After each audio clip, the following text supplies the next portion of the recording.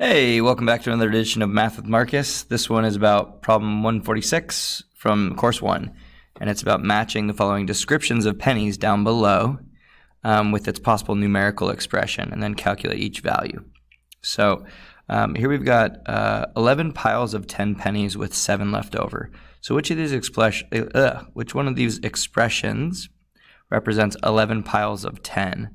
With 7 left over. So I've got 11 piles of 10 and 7 pennies. Well, these two have 7 left over. And this one has 11 piles of 10. This is multiplication. So 11 times 10, 11 tens, right? 11 piles of 10.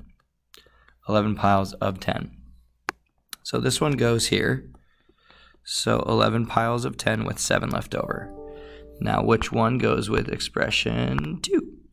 The second one is, let's go red, a rectangular array that is 9 pennies long and 12 pennies wide with 5 left over.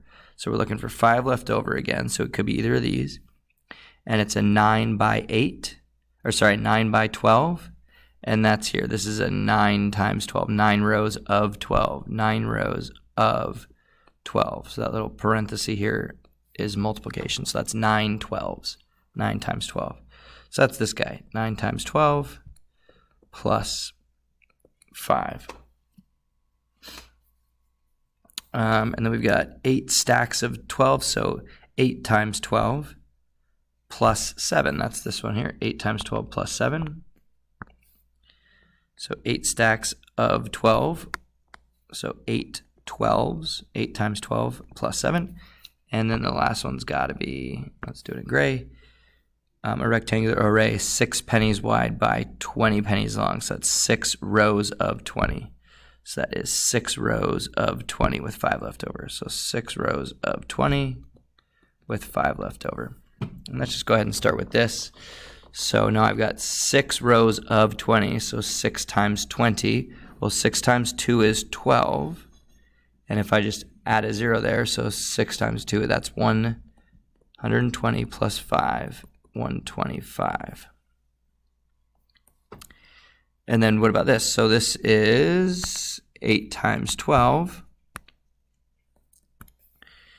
And one way to do that is saying, well, I know that 8 times 10 is 80, and 8 times 2 is 16. So that's the same thing here. So that's 80 plus 16 is, what is that? Sorry, 96 plus the 7. So adding 7 is, what is that? 103. 103.